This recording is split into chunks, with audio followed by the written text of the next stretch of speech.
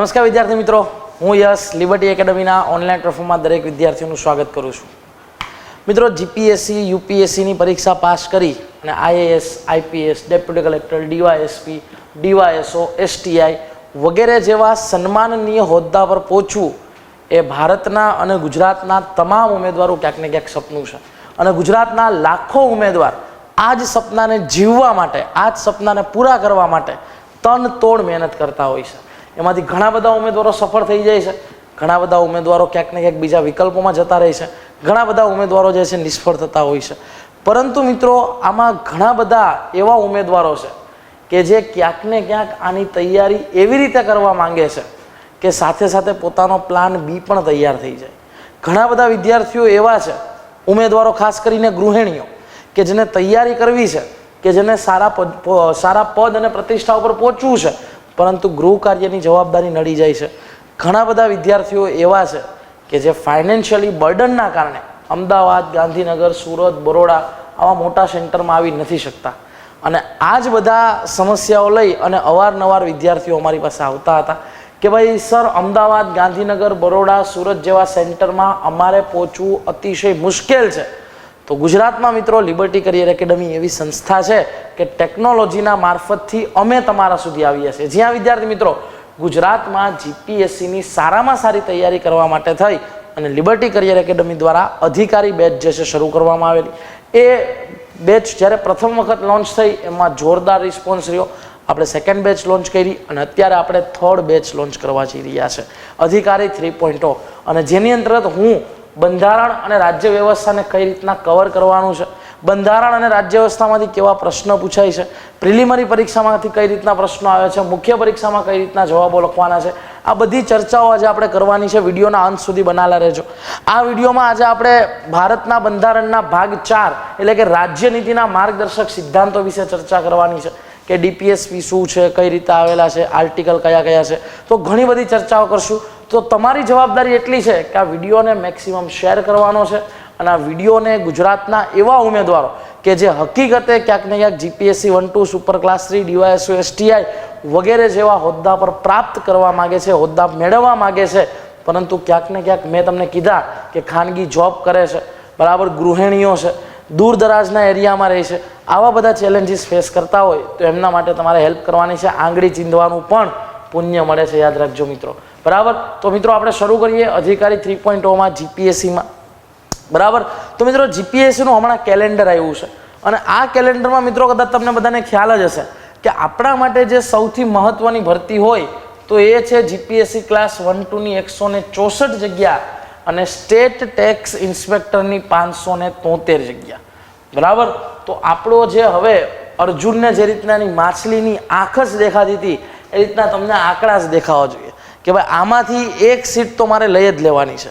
અને આ એક સીટ કઈ રીતે મેળવવી એના માટે તમારે મારી સાથે જોડાયેલું રહેવાનું છે અને એના માટે આપણે મળી અને સંસ્થાના ફેકલ્ટીઝ અને તમારી મહેનત આપણે આ સોનાની જે સીટ છે એને પ્રાપ્ત કરશું. રાઈટ, તો વિદ્યાર્થી મિત્રો પહેલાં આપણે જોઈ લઈએ કે પ્રિલિમરી પરીક્ષામાં આપણે કયા કયા મુદ્દા તૈયાર કરવાના થાય.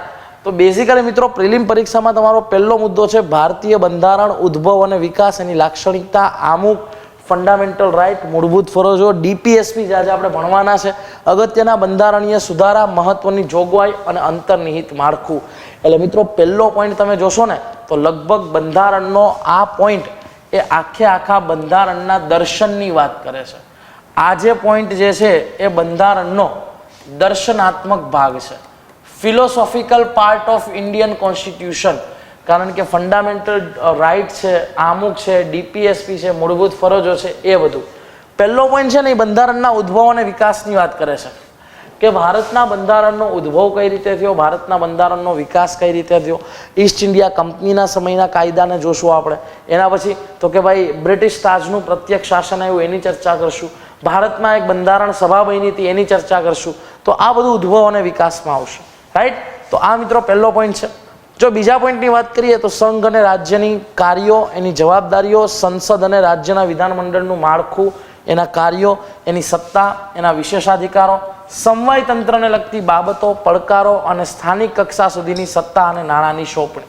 બરાબર, એટલે જો મિત્રો તમે બીજા પોઈન્ટમાં આવશો ને તો ભારતીય બંધારણના એ પ્રેક્ટિકલ એપ્રોચની વાત કરે છે. અહીંયા તમે સમજો કે અહીંયા જે છે ભારતીય બંધારણનો તમને વ્યવહારાત્મક ભાગ આપેલો છે. સંઘ અને રાજ્યના કાર્યો, ભારતના બંધારણમાં કેન્દ્ર સરકારનું શું કાર્ય છે, રાજ્ય સરકારનું શું કાર્ય છે, એ બધું લખેલું છે. સંસદ અને રાજ્યનું વિધાનમંડળ, બરાબર, દેશની કેન્દ્રીય ધારાસભા એટલે સંસદ, રાજ્યનું વિધાનમંડળ એટલે તમામ રાજ્યની વિધાનસભા અને અમુક અમુક રાજ્યોમાં વિધાન પરિષદ છે. તો એનું માળખું શું છે, એની કાર્ય શું છે, એનું સત્તા શું છે, સાંસદ સભ્યને કયા કયા વિશેષ અધિકારો મળે છે, આ બધી ચર્ચા કરવાની છે. એવી જ રીતના જો ત્રીજા પોઈન્ટની વાત કરીએ તો અહીંયા તમારે બંધારણીય સંસ્થા, એની સત્તા, એના કાર્યો, એની જવાબદારી, બરાબર. બંધારણીય સંસ્થા એટલે કઈ સંસ્થા? તો મિત્રો અહીંયા વાત કરું તો કે બંધારણીય સંસ્થામાં આપણે પહેલા તો કે election commission of India, union public service commission, finance commission of India, national commission four schedule cast, national commission four schedule tribe, national commission four backward class, આવી બધી સંસ્થાઓ જે છે એની આપણે ચર્ચા કરીશું, બરાબર. હજી બીજી 3-4 સંસ્થાઓ આવશે, જેમ કે કંટ્રોલર એન્ડ ઓડિટર જનરલ આવશે અને ઘણું બધું આવશે, તો એ બધી ચર્ચા કરવાની રહેશે. એવી જ રીતે મિત્રો એના પછીનો સૌથી મહત્વનો પોઈન્ટ છે પંચાયતી રાજ, સ્થાનિક સ્વરાજની સંસ્થાઓ, ગ્રામ પંચાયત અને નગરપાલિકાની વાત કરવામાં આવશે. એવી જ રીતના મિત્રો જો વાત કરીએ તો જાહેર નીતિ અને શાસન, આ ગવર્નન્સનો પાર્ટ આવી ગયો. શાસન ઉપર ઉદારીકરણ, ખાનગીકરણ અને વૈશ્વિકીકરણનો પ્રભાવ, બરાબર. ઇન્ડિયામાં તમને ખ્યાલ હશે 1991માં લિબરલાઇઝેશન, પ્રાઇવેટાઇઝેશન અને ગ્લોબલાઇઝેશન, એલપીજી રિફોર્મ આવ્યા હતા, બરાબર.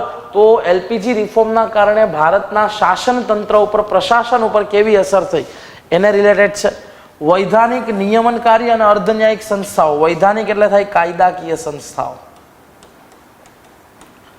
ઘણી બધી છે, બરાબર. જેમ કે આરબીઆઈ છે ને સેબી છે ને એ બધી, બરાબર. નિયમનકારીમાં પણ સેમ, બરાબર, કે ભાઈ ફાઇનાન્સ સેક્ટરનું નિયમનકારી છે આરબીઆઈ, ઇન્સ્યોરન્સ સેક્ટરમાં છે ઇરડા, બરાબર, PFRDA, provident fund and regulatory development agency, બરાબર. એવી જ રીતના અર્ધન્યાયિક સંસ્થાઓ એટલે અહીંયા બેઝિકલી આપણે અમુક અર્ધન્યાયિક સંસ્થા એટલે કે ટ્રિબ્યુનલ્સની વાત કરશું, બરાબર. એવી જ રીતના મિત્રો અધિકારને સંલગ્ન મુદ્દાઓ, જેમ કે માનવ અધિકારને લગતા છે, સ્ત્રીઓના અધિકારને છે, અનુસૂચિત જાતિ જનજાતિના અધિકાર છે, એ બધી બાબતો. એના પછી ભારતની વિદેશ નીતિ, આંતરરાષ્ટ્રીય સંબંધો, મહત્વની સંસ્થાઓ, એજન્સીઓ, એનું માળખું અને અધિકૃત આદેશ. એવી જ રીતના કેન્દ્ર અને રાજ્ય સરકારની અગત્યની નીતિ અને કાર્યક્રમ, બરાબર. અને છેલ્લો મુદ્દો છે મિત્રો ભારતમાં ન્યાયપાલિકા, એનું માળખું, એના કાર્યો, કટોકટીને લગતી જોગવાઈઓ, બંધારણીય સુધારાઓ, ન્યાયિક સમીક્ષા, જનહિત યાચિકા અને અન્ય સુપ્રીમ કોર્ટના મહત્વના સીમા ચિહ્ન ચુકાદા, ઇમ્પોર્ટન્ટ જજમેન્ટ, જેમ કે કેશવાનંદ ભારતી કેસ છે, કેએસ પુટ્ટાસ્વામી જજમેન્ટ છે, એ ગોપાલન કેસ છે, બરાબર. તો આવા બધા મહત્વના ચુકાદાઓ, રાઈટ. તો આ બધી વસ્તુની આપણે ચર્ચાઓ કરશું. તો મિત્રો આ બેઝિકલી આપણો કયો સિલેબસ થઈ ગયો? તો કે પ્રિલિમિનરી પરીક્ષાનો સિલેબસ થઈ ગયો.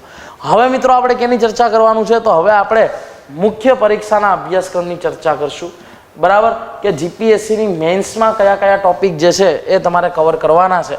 તો મિત્રો જીપીએસસીની મેન્સમાં ભારતીય રાજ્ય વ્યવસ્થા અને બંધારણનો પહેલો પોઈન્ટ છે ભારતનું બંધારણ અને તેની મુખ્ય લાક્ષણિકતા, બરાબર. જેમ કે ભારતનું બંધારણ વિશ્વનું સૌથી લાંબુ અને લિખિત બંધારણ છે. ભારતના બંધારણમાં કઠોરતા અને લચીલાપણાનો સમન્વય છે. ભારતનું બંધારણ સંઘીય અને એકાત્મકતાનું મિશ્રણ છે. ભારતના બંધારણમાં તમને, બરાબર, ફંડામેન્ટલ રાઇટ, ડીપીએસપી અને ફંડામેન્ટલ ડ્યુટીઝ એક સાથે જોવા મળે છે. ધર્મનિરપેક્ષતા, કટોકટીની જોગવાઈ, અખિલ ભારતીય સેવાઓ, તો આ બધી આપણા બંધારણની લાક્ષણિકતા છે. તો એની આપણે ડિટેલમાં ચર્ચા કરવાની થાય. એના પછી ભારતના સંઘ તથા રાજ્ય સરકારના કાર્ય અને એની ફરજો, બરાબર, જે આપણે પ્રિલિમમાં ભણશું, બરાબર. કેન્દ્ર સરકારનું કામ શું છે, રાજ્ય સરકારનું કામ શું છે, કેન્દ્ર સરકારની ફરજ શું આવે, રાજ્ય સરકારની ફરજ શું આવે, એની ચર્ચા કરશું. સંઘીય માળખાને સંલગ્ન મુદ્દાઓ, મિત્રો ભારત જે છે સંઘીય દેશ છે, એટલે કે કેન્દ્ર અને રાજ્ય વચ્ચે સત્તાનું વિભાજન થયેલું છે. તો સંઘીય માળખાને લગતા મુદ્દા ઘણી વખત કેન્દ્ર શું કરે છે? રાજ્યની સત્તા છીનવવાનો પ્રયાસ કરે છે. એટલા માટે શું પૂછ્યું કે સંઘીય માળખાને લગતા મુદ્દા અને એના પડકાર.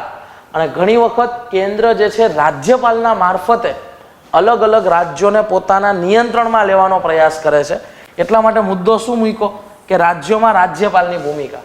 શું કામ એવું કરે છે? કારણ કે રાજ્યપાલની નિમણૂક કેન્દ્ર સરકાર કરે. એટલે જ્યાં કેન્દ્રમાં અને રાજ્યમાં બંને જગ્યાએ એક જ સરકાર છે ત્યાં કાંઈ વાંધો નથી, પણ કેન્દ્રમાં અને રાજ્યમાં જ્યારે અલગ અલગ સરકાર છે ત્યારે રાજ્યના રાજ્યપાલની ભૂમિકા એ વિવાદાસ્પદ થઈ જતી હોય છે. તો એ ચર્ચા કરવાની થાય. કેન્દ્ર અને રાજ્ય સરકાર વચ્ચે સત્તાનું વિભાજન. મિત્રો, તમને ખ્યાલ હશે કે ભારતના બંધારણમાં 7મી અનુસૂચિમાં કેન્દ્ર યાદીના વિષય છે, રાજ્ય યાદીના વિષય છે અને સમવર્તી યાદીના વિષય છે. કેન્દ્ર યાદીના વિષયનો મતલબ શું થાય? કે જેના પર કાયદો બનાવવાની સત્તા સંસદને હોય. રાજ્ય યાદીના વિષયનો મતલબ જેના પર કાયદો બનાવવાની સત્તા રાજ્યના વિધાનમંડળને છે. સમવર્તી યાદીનો મતલબ કેન્દ્ર અને રાજ્ય બંને શું બનાવી શકે છે? એ વિષય પર બરાબર કાયદો બનાવી શકે છે. બરાબર, તો એને લગતા મુદ્દા અને એને લગતા પડકારો, આ બધી બાબતોની આપણે ચર્ચા કરશું.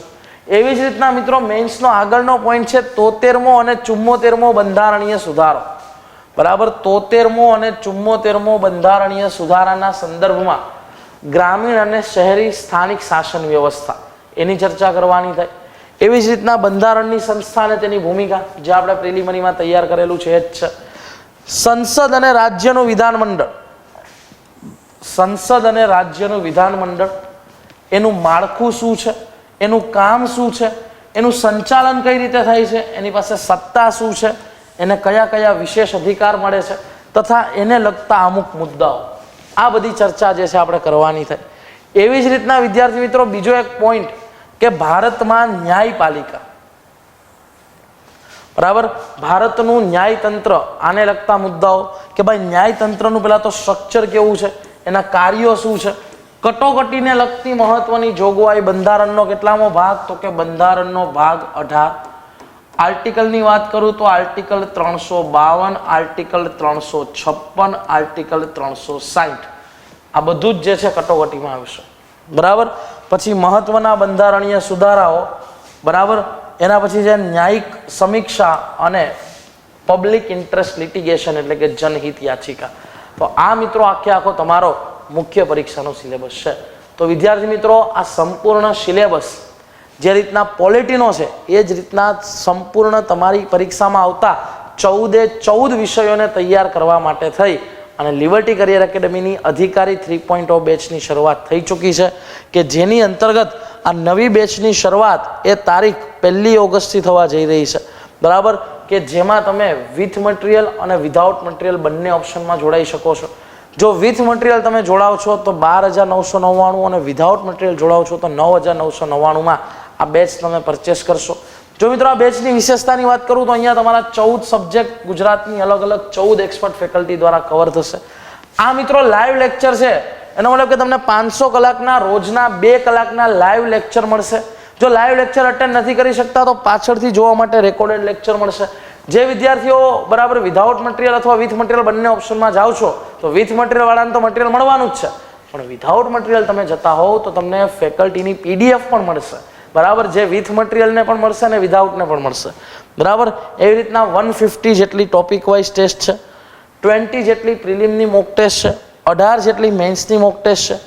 વીકલી આપણે કરંટ અફેર્સના સેશન એ પણ મારી સાથે જોતા હોઈએ છીએ.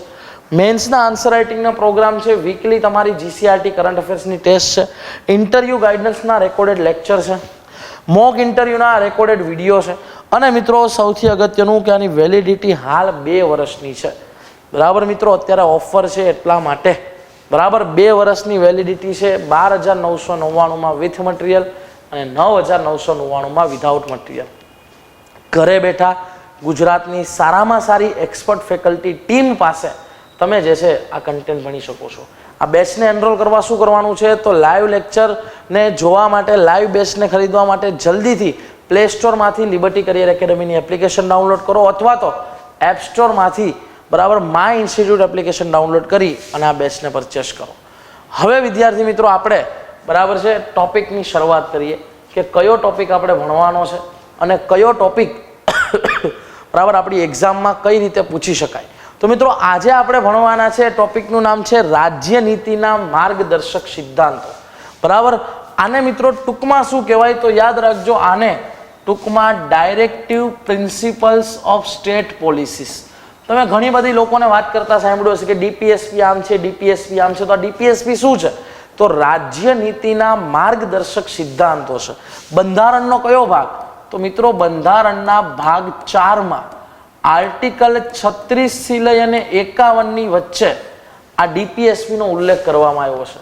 મિત્રો શબ્દ પરથી પકડો, રાજ્ય નીતિના માર્ગદર્શક સિદ્ધાંતો એટલે જ્યારે રાજ્યને એટલે કોને? તો કે ભારત સરકારને કે ગુજરાત સરકારને, બરાબર. જ્યારે રાજ્યને એટલે કે ભારતને કોઈ નીતિ બનાવવાની થશે, રાજ્યને જ્યારે કોઈ નીતિ એટલે કે પોલિસી બનાવવાની થશે તો એને માર્ગદર્શન આપવા માટે જે સિદ્ધાંતો છે એનું નામ છે રાજ્ય નીતિના માર્ગદર્શક સિદ્ધાંતો. ઇન શોર્ટ, મોદી સરકારને કોઈ પણ કાયદો બનાવવો છે, મોદી સાહેબને કાંઈ નવું, બરાબર છે, ભારતમાં લાવવું છે, તો મોદી સાહેબ પહેલા આ DPSP ને વાંચશે કે હું જે લઈ આવું છું એ આ સિદ્ધાંતો મુજબ છે કે નહીં, બરાબર. તો મિત્રો યાદ રાખજો, આ DPSP નું મહત્વ બહુ વધારે છે. હમણાં આપણે સમજીએ શા માટે, બરાબર. તો આપણે જોયું રાજ્ય નીતિના માર્ગદર્શક સિદ્ધાંતો. હવે મિત્રો અહીંયા આપણે રાજ્ય નીતિના માર્ગદર્શક સિદ્ધાંતોની થોડી આપણે ઐતિહાસિક પૃષ્ઠભૂમિની વાત કરીએ, પછી આપણે આગળ ડિટેલમાં ચર્ચા કરશું. તો મિત્રો રાજ્ય નીતિના માર્ગદર્શક સિદ્ધાંતો એટલે કે DPSP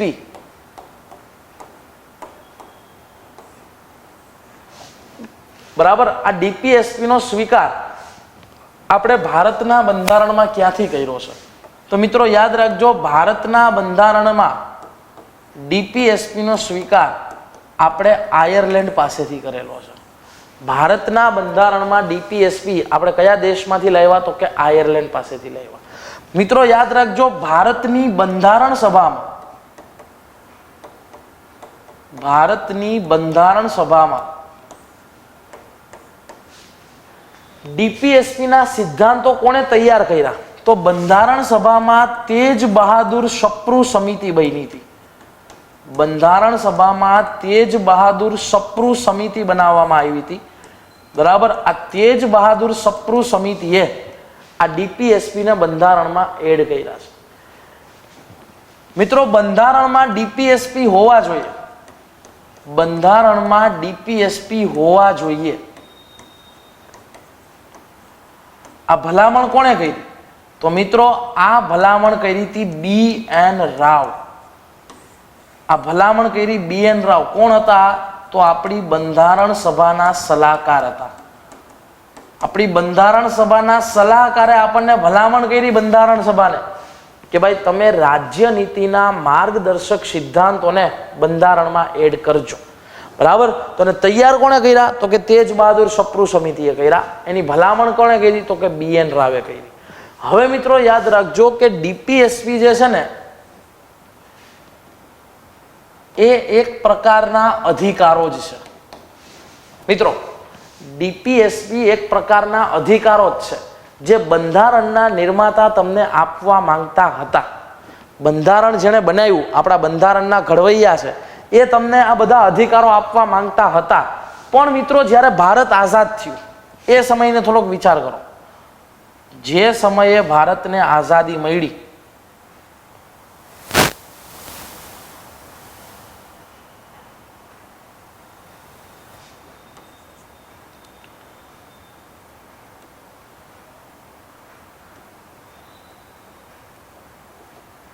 બરાબર. જે સમયે ભારતને મિત્રો આઝાદી મળી એ સમયે ભારત પાસે કઈ સમસ્યા હતી? તો તમે જરાક વિચારો તો તમને મિત્રો યાદ આવશે કે જ્યારે ભારત આઝાદ થયું, બરાબર, જે સમયે ભારત આઝાદ થયું એ સમયે ભારતની સૌથી મોટી સમસ્યા હતી એ હતી વિભાજનની, બરાબર. એક જ મિનિટ આ પેન થોડીક નહીં દેખાય તમને.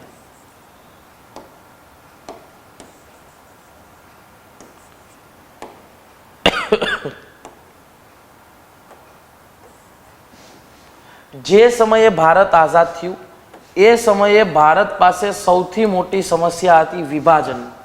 કારણ કે ભારત અને પાકિસ્તાનનું વિભાજન થયું હતું અને મિત્રો જેટલો પણ ફળદ્રુપ એરિયા હતો ને મેજોરિટી એ પાકિસ્તાન બાજુ જતો રહ્યો હતો.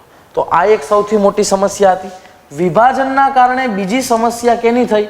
તો કે શરણાર્થીઓની થઈ, બરાબર. તમને ખ્યાલ હશે, તમે ભારત પાકિસ્તાનનું વિભાજન જો તો મિત્રો તમને ખ્યાલ હશે કે લાખોની ટ્રેન બરાબર લાખો લોકોનું ભારતમાંથી પાકિસ્તાન અને પાકિસ્તાનમાંથી ભારતમાં બરાબર માઇગ્રેશન થયું અને તમે જોયું હોય તો ટ્રેનો જે છે એ અમૃતસરથી લાહોર જ્યારે ભરાઈને જતી તો લાશોની ભરાઈને જતી, ત્યાંથી આવતી તો લાશોની ટ્રેન ભરાઈને આવતી હતી.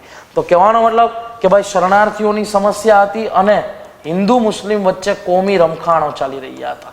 હિન્દુ અને મુસ્લિમ વચ્ચે અંગ્રેજોએ જે 1909માં અલગ મતદાર મંડળથી શરૂઆત કરાવી હતી બરાબર, ત્યારથી લઈ અને હિન્દુ મુસ્લિમ વચ્ચે સાંપ્રદાયિકતા બહુ વધી ગઈ હતી બરાબર. બીજો સૌથી મોટો પ્રોબ્લેમ ભારતમાં હતો કે એ હતો ખાદ્યાન્નનો અભાવ. મિત્રો ભારતના લોકો પાસે ખાવા માટે ધન જ નહોતું, તો સરકાર પાસે આ બધી સમસ્યાઓ હતી. બીજી ભારતમાં સમસ્યા કેની હતી તો કે ગરીબીની હતી. બીજી ભારતમાં સમસ્યા કેની હતી તો કે બેરોજગારીની હતી. તો મિત્રો એક તરફ ભારતની સરકાર પાસે આ બધી સમસ્યાઓ હતી અને બીજી તરફ જો બંધારણના નિર્માતાઓ એ ડીપીએસપીને તમને અધિકાર સ્વરૂપે આપી દે, એ તમને રાઈટ તરીકે આપી દે, જે રીતે ફંડામેન્ટલ રાઈટ આપ્યા છે, તો જેવું આ સરકાર પૂરું ના કરત એટલે તમે સીધા ક્યાં જતા રહે તો તમે સીધા અદાલતમાં પહોંચી જાત કે જો આ અમને સરકાર નથી આપતી, આ અમને સરકાર નથી આપતી, અને અદાલત પછી બંધારણમાં લખેલું છે એટલે સરકારને ફોર્સ કરત અને સરકાર પાસે સંસાધનો ન હોય તો તમને આ બધું કેમ આપી શકે. એટલે એ સમયે મિત્રો ભારત પાસે કેનો અભાવ હતો તો કે સંસાધનોનો અભાવ હતો. કેનો અભાવ હતો તો કે સંસાધનોનો અભાવ હતો. બાકી બંધારણના નિર્માતા તો ડીપીએસપીના દરેક અધિકાર તમને આપવા માંગતા હતા જ, પણ આપણી પાસે એ સમયે આ બધી સમસ્યાઓ હતી. એટલા માટે આપણે શું વિચાર્યું તો એટલા માટે બંધારણના નિર્માતાઓએ વિચાર્યું કે આપણે જે છે ને આ સિદ્ધાંતો લાગુ પાડવાની જવાબદારી ભવિષ્યની સરકારને આપી દઈએ.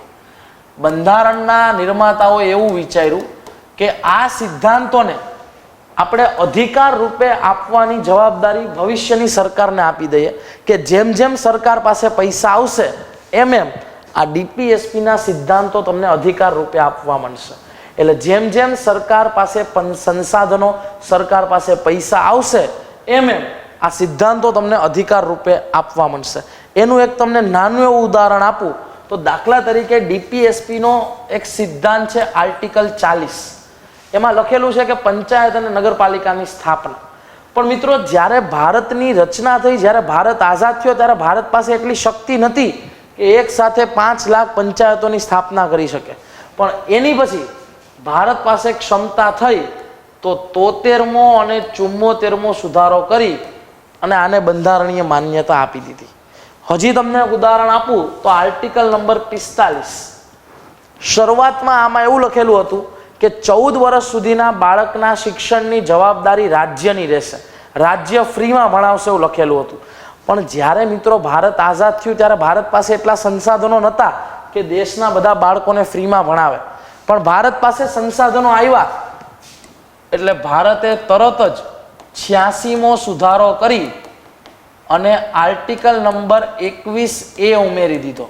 અને એમાં શું લખેલું છે કે 6 થી 14 વર્ષના બાળકના શિક્ષણની નિઃશુલ્ક અને અનિવાર્ય રીતે પ્રદાન કરવાની જવાબદારી રાજ્યની રહેશે. તો કહેવાનો મતલબ કે આ એક પ્રકારના અધિકાર છે જે તમને બંધારણના નિર્માતા આપવા માંગતા હતા, પણ આ બધી સમસ્યાના કારણે એ આપી ના શક્યા. પરંતુ મિત્રો યાદ રાખજો, કોઈ પણ લોકતાંત્રિક સરકાર આ સિદ્ધાંતોની ઉપેક્ષા કરી શકે નહીં. કોઈ પણ લોકતાંત્રિક સરકાર આ સિદ્ધાંતોની ઉપેક્ષા નહીં કરે. શું કામ? કારણ કે આ સિદ્ધાંતનો અલ્ટિમેટ ઉદ્દેશ્ય ભારતને એક કલ્યાણકારી રાજ્ય બનાવવાનો છે.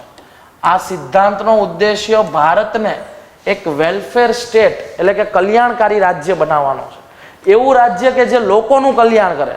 લોકોને શિક્ષણ આપો, લોકોને સ્વાસ્થ્ય આપો, લોકોને રોજગાર આપો, લોકોનું કલ્યાણ કરો, એવું આ બધા સિદ્ધાંતોમાં લખેલું છે. અને એટલા માટે જ આ સિદ્ધાંતો એ દેશના શાસનમાં મૂળભૂત છે. આ સિદ્ધાંતો એ દેશના શાસનમાં કેવા છે ભાઈ તો કે મૂળભૂત છે. બરાબર. તો આ મિત્રો આપણે ડાયરેક્ટિવ પ્રિન્સિપલ ઓફ સ્ટેટ પોલિસીઝનો સામાન્ય પરિચય લીધો કે ડીપીએસપી શું છે. હજી આપણે ડિટેલમાં પણ જવાના છે. બરાબર. તો ડીપીએસપી એટલે બંધારણનો ભાગ 4 આર્ટિકલ નંબર 36 થી 51. તો હવે જલ્દીથી આપણે ફટાફટ આર્ટિકલ જોઈ લઈએ કે કયા આર્ટિકલ છે. તો મિત્રો પહેલા આપણે આર્ટિકલ જોવાનો છે અનુચ્છેદ 36. પહેલો આપણે આર્ટિકલ જોવાનો છે અનુચ્છેદ 36. આર્ટિકલ 36 માં લખેલું છે રાજ્યની વ્યાખ્યા. આર્ટિકલ 36 માં લખેલું છે રાજ્યની વ્યાખ્યા. હવે મિત્રો તમને કોઈ એવું પૂછે ભારતના બંધારણમાં આ રાજ્ય શું છે, તો મિત્રો યાદ રાખજો, કારણ કે બંધારણમાં બધી જગ્યાએ લખેલું છે કે રાજ્ય આમ નહીં કરે ને રાજ્ય તેમ નહીં કરે ને રાજ્ય આમ કરશે ને. એટલે તમે બંધારણ વાંચો ને એટલે તમને પેલો ક્વેશ્ચન થાય કે રાજ્ય એટલે શું. એટલે મિત્રો યાદ રાખજો, બંધારણના ઘડવૈયાઓએ ભારતના બંધારણના આર્ટિકલ 12 માં રાજ્યની તમને ડિટેલ વ્યાખ્યા આપી દીધી છે. અનુચ્છેદ 12 માં રાજ્યની તમને વ્યાખ્યા આપેલી છે, બરાબર, આર્ટિકલ 12 માં. અને આર્ટિકલ 36 માં એવું જ લખેલું છે કે અનુચ્છેદ 36 મુજબ રાજ્યની વ્યાખ્યા એ અનુચ્છેદ 12 મુજબની રહેશે, બરાબર. આર્ટિકલ 36 માં એવું જ કીધેલું છે કે રાજ્ય એટલે અનુચ્છેદ 12 માં અમે જે લખેલું છે ને એ જ રાજ્ય ગણાશે, બરાબર. હવે આર્ટિકલ 12 માં રાજ્યમાં શું આવશે તો તમને ખાલી ઉપર છેલ્લું કહી દઉં. કેન્દ્ર સરકાર, કેન્દ્રની ધારાસભા, કેન્દ્રના કારોબારી, કેન્દ્રના અધિકારી, કેન્દ્રના બરાબર છે કર્મચારીઓ, કેન્દ્રની સંસ્થા, કેન્દ્રના નિગમ, કેન્દ્રના પંચો, એવી જ રીતના રાજ્યની કારોબારી, રાજ્યની ધારાસભા, રાજ્યના અધિકારી, કર્મચારી, નિગમો, પંચો, સ્થાનિક સ્વરાજની સંસ્થા, એના અધિકારી, એના કર્મચારી, બરાબર. આ બધું જ કેમાં આવી જશે? રાજ્યમાં આવી જશે. એટલે તમે કાલે ઉઠીને યુપીએસસી પાસ કરો તો તમારી ગાડીની આગળ ગવર્મેન્ટ ઓફ ઇન્ડિયા લખાશે. It means you are part of state. તમે કાલે જીપીએસસી પાસ કરો અને તમારી ગાડીની આગળ ગવર્મેન્ટ ઓફ ગુજરાત લખાશે. It means you are part of state. તો તમે રાજ્યની અંદર આવી જશો, બરાબર. ચલો, તો આ થઈ ગયો આર્ટિકલ 36. નેક્સ્ટ આર્ટિકલ 37 શું કહે છે ભાઈ? અનુચ્છેદ 37 માં એવું લખેલું છે, બરાબર. આર્ટિકલ 37 એવું કહે છે કે ડીપીએસપી ને ન્યાયતંત્ર દ્વારા લાગુ પડાવી શકાય નહીં. આર્ટિકલ 37 એવું કહે છે કે ડીપીએસપી ને ન્યાયતંત્ર દ્વારા લાગુ પડાવી શકાય નહીં. આનો મતલબ કે ડીપીએસપી કેવા છે ભાઈ? તો કે બિન ન્યાયોચિત છે. ડીપીએસપી નોન જસ્ટિશિયેબલ છે એવું કહે છે, બરાબર. જો ફંડામેન્ટલ રાઈટ કેવા છે? મૂળભૂત અધિકારો જસ્ટિશિયેબલ છે. આનો મતલબ શું થાય કે દાખલા તરીકે મૂળભૂત અધિકારોમાં કાંઈ લખેલું છે, દાખલા તરીકે આર્ટિકલ 25 આમાં કાંઈ લખેલું છે, ધાર્મિક સ્વતંત્રતાની વાત છે, અને કદાચ જો રાજ્ય આનું ઉલ્લંઘન કરે અથવા રાજ્ય તમને આ આપવાની ના પાડે તો તમે સીધા ક્યાં જઈ શકો? સુપ્રીમ કોર્ટમાં જઈ શકો, બરાબર. એટલે આ જસ્ટિશિયેબલ છે. પણ ડીપીએસપી જે છે એ નોન જસ્ટિશિયેબલ છે. એટલે કે દાખલા તરીકે ડીપીએસપી ના આર્ટિકલ 42 માં કાંઈ લખેલું છે ને રાજ્ય તમને નથી આપતું તો તમે એને અદાલતમાં પડકારી શકો નહીં. તમારે અદાલતમાં એવી પિટિશન નહીં કરવાની કે જો ભાઈ આ તો બરાબર આમાં આર્ટિકલ 42 માં લખેલું છે અને મને રાજ્ય આપતું નથી તો તમે મારી અરજી લો, બરાબર. એવી પિટિશન લઈને જાઓ તો સુપ્રીમ કોર્ટ કે હાઈકોર્ટ પહેલાં તો પિટિશનને સ્વીકારવાની ના પાડી દેશે. એમ કહેશે પહેલાં એકવાર બંધારણ શીખીને આવો. લિબર્ટીમાં અત્યારે અધિકારીની બેચ શરૂ થઈ છે, એમાં તમને બંધારણ હરખું શીખડાવી દેશે, બરાબર. તો એ અદાલત તમને એવું કહેશે કે ભાઈ ડીપીએસપી બિન ન્યાયોચિત છે, નોન જસ્ટિશિયેબલ છે, એના આધારે તમે સુપ્રીમ કોર્ટમાં ના આવી શકો. એટલે ડીપીએસપીને ન્યાયતંત્ર દ્વારા લાગુ પડાવી શકાય નહીં. પરંતુ આમ છતાં ડીપીએસપી એ દેશના શાસનમાં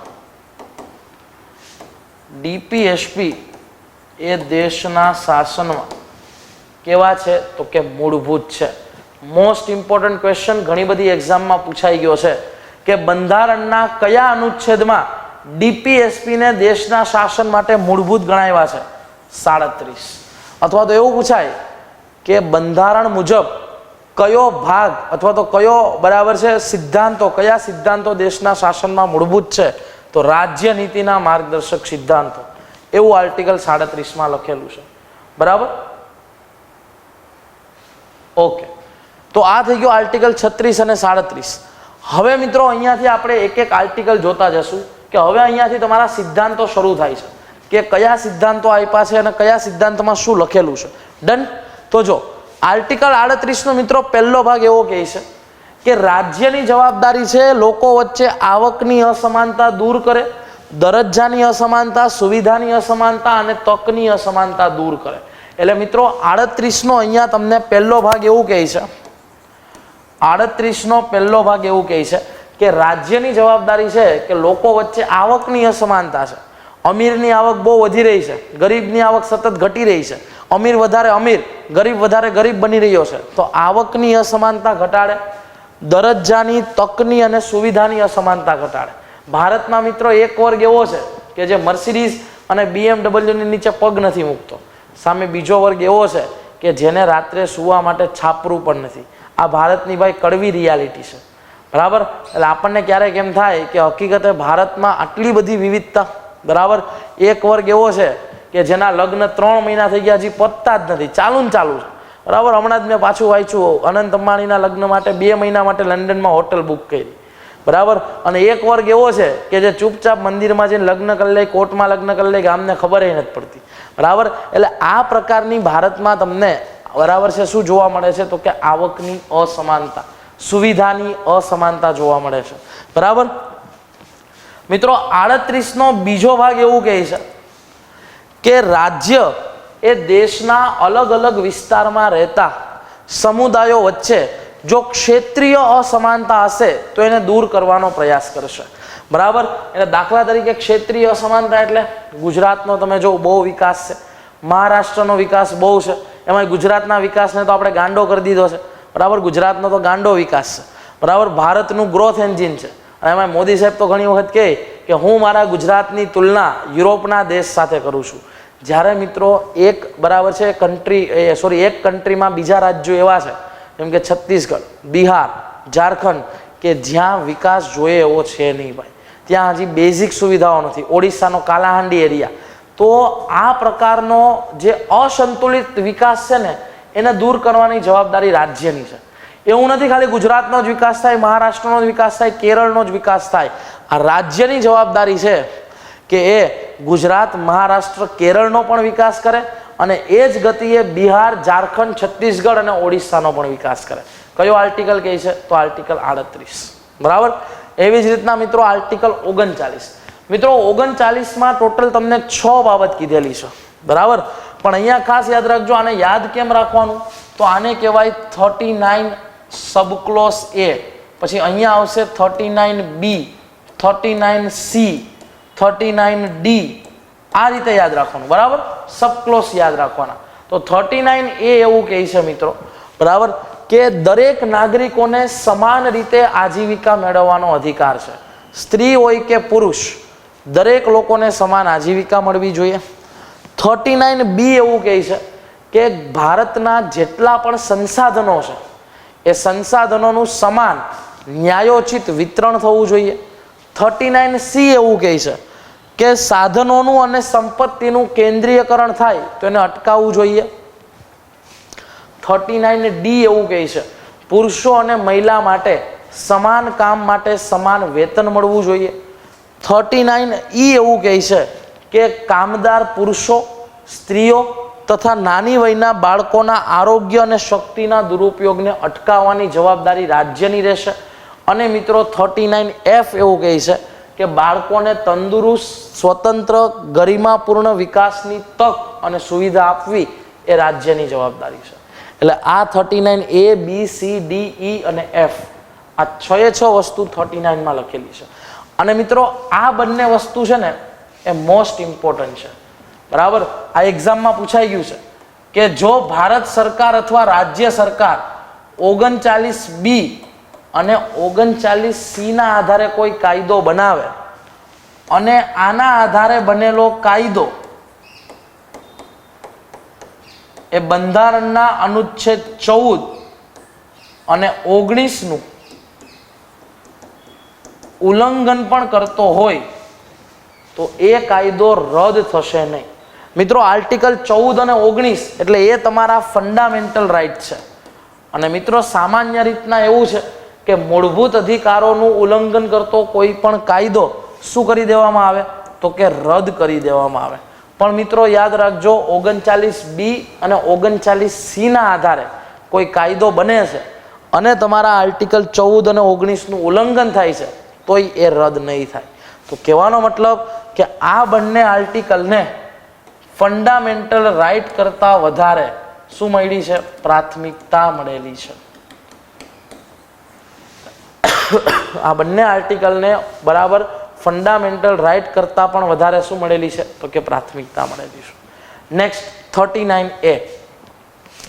હવે મિત્રો અહીંયા સમજો જ્યારે બંધારણમાં તમને આવું આવે ને 39A 43A 21A કેપિટલમાં આવે, કેપિટલમાં 43B આવું જ્યારે કેપિટલમાં આવે એટલે મિત્રો તમારા મગજમાં તરત લાઇટ થઈ જવી જોઈએ. શું થઈ જવી જોઈએ? લાઇટ થઈ જવી જોઈએ કે ભાઈ આ વસ્તુ છે ને આ કેપિટલમાં લખાઈને આવ્યો છે એનો મતલબ કે આ વસ્તુ મૂળ બંધારણમાં નહીં હોય. જ્યારે કેપિટલમાં A B C માં કંઈ પાછળ લખાઈને આવે તો એ વસ્તુ મૂળ બંધારણમાં નહીં હોય, એને પાછળથી સુધારો કરીને ઉમેરવામાં આવી હશે. એને પાછળથી સુધારો કરીને ઉમેરવામાં આવી હશે. આ વસ્તુ તમને ખબર પડી જવી જોઈએ. તો મિત્રો 39A છે તો મગજમાં લાઇટ થઈ ગઈ ભાઈ, મને ખબર છે થઈ જ ગઈ હશે. તો 39 એટલે તરત મગજમાં લાઇટ થવી જોઈએ કે મૂળ બંધારણમાં નથી, આ પાછળથી એડ થયો. તો કેટલામો સુધારો? 42મો સુધારો ભાઈ. 42મો સુધારો 1976માં આ વસ્તુ એડ થઈ. અને 42મો સુધારો એને આપણે મિની બંધારણ કહીએ છીએ, યાદ રાખજો. 42મા સુધારાને મિની બંધારણ કહેવાય છે. આપણા ભારતના લોખંડી મહિલા વડાપ્રધાન ઇન્દિરા ગાંધીએ લાગુ પાડ્યો હતો. બરાબર. ચલો તો 39 એમાં શું લખેલું છે તો મિત્રો 39A એવું લખેલું છે કે ભારતના દરેક નાગરિકોને સમાન ન્યાયની પહોંચ મળી રહે. બરાબર. મિત્રો ભારતના ન્યાયતંત્રની સૌથી મોટી ખામી એ જ છે કે ન્યાયમાં થતો વિલંબ અને ન્યાય પાછળ થતો ખર્ચ. બરાબર. તમે ક્યારેક એકાદ વાર જો બરાબર, હું તો ભગવાનને પ્રાર્થના કરું કે કોઈ આ ન્યાયતંત્રના ચક્કરમાં પડે જ નહીં, કેસ કબાડામાં થાય જ નહીં. પણ જો ભૂલથી પણ પડી ગયા તો તારીખ પે તારીખ, તારીખ પે તારીખ. આ સની દેવલનો ડાયલોગ નથી ભાઈ, ભારતીય ન્યાયતંત્રની રિયાલિટી છે. બરાબર. કદાચ તમારો કેસ શરૂ થાય એટલે એનો ચુકાદો આવતા આવતા કદાચ તમારા છોકરાઓ, અને જો જજ થોડાક વધારે ધીમા હોય તો એના પછીના છોકરાઓ પણ આવી જાય. બરાબર. એટલે ભારતમાં ન્યાય મેળવવો એ ખૂબ જ વિલંબિત કાર્ય છે. તો સરકાર પાસે એનો તો હાલ જવાબ નથી, પણ ન્યાયમાં થતો ખર્ચો એનો જવાબ સરકારે આપી દીધો કે ભારતમાં જે લોકો ગરીબ તબક્કામાંથી આવે છે, વંચિત તબક્કામાંથી આવે છે, એ લોકોને નિઃશુલ્ક કાયદાકીય સહાય ઉપલબ્ધ કરાવશું. ફ્રી નહીં બોલવાનું, મફત નહીં બોલવાનું. મફત શબ્દ થોડોક ચીપ લાગે. આપણે શું શબ્દ રાખવાનો? નિઃશુલ્ક. બરાબર. કે ભાઈ ગરીબોને નિઃશુલ્ક આપણે શું આપશું તો કે કાયદાકીય સહાય ઉપલબ્ધ કરાવશું. બરાબર. અને એટલા માટે જ મિત્રો બે સંસ્થા પણ બનાવવામાં આવી. નેશનલ લીગલ સર્વિસ ઓથોરિટી જેને કહેવાય નાલસા, અને સ્ટેટ લીગલ સર્વિસ ઓથોરિટી જેને કહેવાય સાલસા. એટલે તમે મિત્રો ઘણા મૂવીમાં સાંભળ્યું હશે. બરાબર. કે ભાઈ કેસ થયો છે અને સામેવાળો બિચારો હીરો, જનરલી હીરોને ગરીબ જ બતાવીએ આપણે. આપણા બોલિવૂડનો એ ટ્રેન્ડ હતો કે હીરોને ગરીબ બતાવે ને હિરોઈનને અમીર બતાવે, અને પછી બેયની બરાબર છે લવ સ્ટોરીને એવો એંગલ આપે ને એટલે આપણને એમ થાય કે ઓહો હીરો બિચારો કેટલું સ્ટ્રગલ કરે છે. તો તમે જો ઘણી વખત એવું બતાવે મૂવીઝમાં કે હીરો પાસે પૈસા ના હોય, એના ઉપર કેસ કરી દીધો હોય અને એને અદાલતમાં ઊભો રાખ્યો હોય, અને જજ સાહેબ પછી પૂછે કે ભાઈ તમારી પાસે નથી ભાઈ વકીલની સુવિધા? એટલે હીરો કે નહીં, મેરે પાસ તો કુછ है ही नहीं, मेरे पास सिर्फ माँ है. બરાબર. એટલે હીરો એવો ડાયલોગ મારે એટલે જજ સાહેબ શું કહે, એક કામ કરો આને સરકારી વકીલ આપી દો. તો આ જે સરકારી વકીલ આવે ને એ ક્યાંથી આવે? આ નાલસા ને સાલસામાંથી આવે. બરાબર. એટલે એને જે સરકારી વકીલની જે સુવિધા મળે છે એ અહીંયાથી મળે છે. બરાબર. ચલો તો આ થઈ ગયો આર્ટિકલ 39A. કેની વાત કરે છે? નાગરિકોને સમાન ન્યાય, વંચિત વર્ગના લોકોને નિઃશુલ્ક કાયદાકીય સહાય. આર્ટિકલ 40. બરાબર. ગ્રામ પંચાયતોની રચના અથવા તો સ્થાનિક સ્વરાજની સ્થાપનાનો રાજ્ય પ્રયાસ કરશે. આર્ટિકલ 40માં એવું લખેલું છે કે રાજ્યની જવાબદારી છે કે સ્થાનિક સ્વરાજની સંસ્થાની સ્થાપના કરે. અને સ્થાનિક સ્વરાજની સંસ્થાની સ્થાપના શા માટે? તો મિત્રો તમને ખબર હોવી જોઈએ કે લોકશાહીના વિકેન્દ્રીકરણ માટે. લોકશાહીના વિકેન્દ્રીકરણ માટે સ્થાનિક સ્વરાજની સંસ્થાની સ્થાપનાની વાત છે ભાઈ. બરાબર. ગાંધીજીનો વિચાર હતો કે ડેમોક્રેસીનું હંમેશા ડિસેન્ટ્રલાઇઝેશન થવું જોઈએ. નિર્ણય જે છે એ નીચલા તબક્કાના લોકોને લેવા દો. એટલા માટે આર્ટિકલ 40માં લખેલું છે. બરાબર. નેક્સ્ટ એના પછીનો છે આર્ટિકલ 41. મિત્રો આર્ટિકલ 41 છે નહીં મારા જેવા માટે છે. બરાબર. આર્ટિકલ 41માં એવું લખેલું છે કે રાજ્ય પોતાની આર્થિક ક્ષમતાની મર્યાદામાં રહી અને બેરોજગાર લોકોને, બરાબર, મારા જેવા, બરાબર, આર્થિક ક્ષમતાની મર્યાદામાં રહી બેરોજગારોને, વૃદ્ધ લોકોને, બીમાર લોકોને અથવા તો કોઈ અભાવની પરિસ્થિતિમાં છે એ લોકોને કામ કરવાનો અને શિક્ષણ મેળવવાનો અધિકાર આપશે. બરાબર. ચલો અમારા અહીંયા વીસી ટીમમાં જે ભાઈ છે એ બેઠા બેઠા હશે, બરાબર, ખબર નહીં કેમ, બરાબર, પણ અમે તો ભાઈ સાચું કહેવા વાળા છે. બરાબર ને. ચલો, તો આર્થિક ક્ષમતાની મર્યાદામાં રહી, બરાબર, અને જે લોકો બેરોજગાર છે, અનએમ્પ્લોયડ છે, જે વૃદ્ધ છે, જે બીમાર છે અથવા જે કોઈ પણ પ્રકારની અભાવની પરિસ્થિતિમાં છે એને કામ કરવા માટે અને શિક્ષા માટે જાહેર સહાય મળી રહે એ જવાબદારી કોની છે? આર્ટિકલ 41 મુજબ રાજ્યની છે. આર્ટિકલ 42 મિત્રો આર્ટિકલ 42માં એવું કહેવામાં આવ્યું છે કે તમે લોકો જ્યાં કામ કરશો, બરાબર, જે કામદારો કામ કરે છે તો એ કામ કરવાની ન્યાયસંગત અને માનવોચિત પરિસ્થિતિ ઉપલબ્ધ કરાવવાની જવાબદારી કોની છે? રાજ્યની છે. તમે જ્યાં કામ કરો છો એ જગ્યા એ મનુષ્યના જીવન માટે યોગ્ય હોય, એટલે કે ત્યાં બેઝિક ફેસિલિટીઝ હોય, ત્યાં પીવાના પાણીની સુવિધા હોય, ત્યાં શૌચાલયની સુવિધા હોય, તો આ બધું જોવાની જવાબદારી કોની છે? તો કે રાજ્યની છે. બરાબર. અને આગળ 42 એવું કહે છે કે માતૃત્વ સંબંધિત સહાય પૂરી પાડવાની ફરજ રહેશે. તમને મિત્રો ખ્યાલ હશે કે ભારતમાં મેટર્નિટી લીવ આપવામાં આવે છે. બરાબર. જે પ્રેગ્નેન્ટ વુમન છે એને 6 મહિનાની અત્યારે પેઇડ લીવ મળે છે. બરાબર. સરકારેમાંય મળે છે અને અમુક કોર્પોરેટમાં હવે તો મળે છે. બરાબર. તો આ માતૃત્વ સહાય થઈ. અને મિત્રો ભારત તો એટલો આગળ છે, ભારત એટલો ઉદાર બની ગયો, સરકાર ને કોર્પોરેટ, કે મેટર્નિટી લીવની સાથે સાથે હવે પેટર્નિટી લીવ શરૂ કરી દીધી. પિતૃત્વ સહાય, પિતાને પણ લીવ આપે, પણ પિતાને 6 મહિનાની નથી હો ભાઈ, પિતાને ખાલી 15 દિવસની જ છે, કારણ કે આને 6 મહિના ઘરે ન બેહાડે. બરાબર. હા, માતાઓને કેટલી છે? તો કે 6 મહિનાની લીવ મળે છે. બરાબર. તો આ થઈ ગયો આર્ટિકલ 42. Next article 43. આર્ટિકલ 43 મિત્રો એવું કહે છે કે રાજ્યની જવાબદારી છે કૃષિ, ઉદ્યોગ અને અન્ય કોઈ પણ ક્ષેત્રમાં તમે જો કામ કરી રહ્યા છો તો વહેલા તો તમને મિનિમમ વેતન આપવું જોડે. બરાબર. એટલે કે તમે જે કામ કરો છો એનું તમને યોગ્ય વેતન મળી રહે.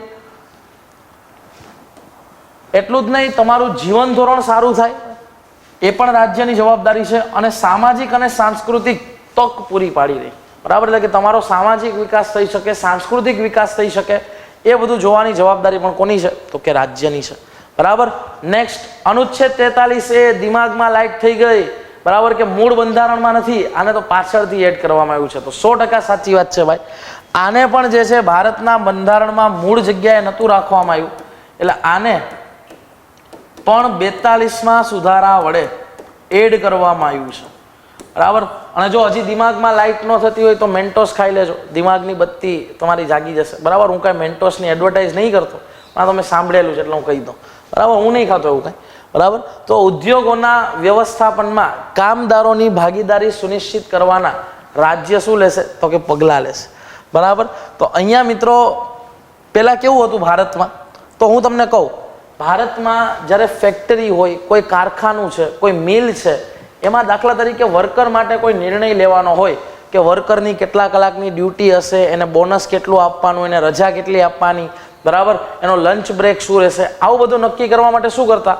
તો કે ભાઈ કંપનીના અથવા તો ફેક્ટરીના માલિક પોતાની મેળે નિર્ણય લઈ લેતા. પણ પછી શું થયું?